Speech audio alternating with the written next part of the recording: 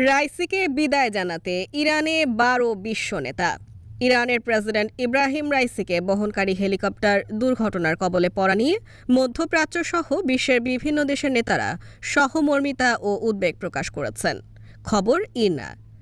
দুর্ঘটনার আগে আজারবাইজানের president Ilham Aliyev Iran Azerbaijan সীমান্তের দুটি বাঁধ উদ্বোধনের জন্য রাইসির সঙ্গে ছিলেন।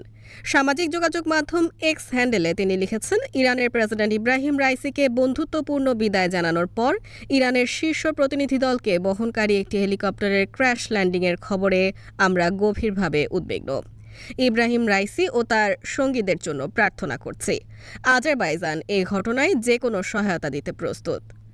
আর্মেনীয় পররাষ্ট্র মন্ত্রণালয় এক্স অ্যাকাউন্টে একটি পোস্টে শোক প্রকাশ করে জানায়, রাষ্ট্রপতি রাইসি এবং মন্ত্রী আমির আবদুল্লাহিয়ানের জন্য আমরা প্রার্থনা করছি।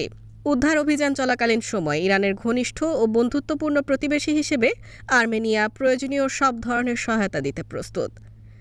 মার্কিন যুক্তরাষ্ট্র এবং ইউরোপীয় ইউনিয়ন বলেছে যে তারা পরিস্থিতি পর্যবেক্ষণ করছে এবং ইরানের প্রেসিডেন্টের পাশাপাশি পররাষ্ট্রমন্ত্রী এবং তাদের দলের অন্যান্য সদস্যদের জড়িত বিমানের ঘটনার রিপোর্টগুলো অনুসরণ করছে।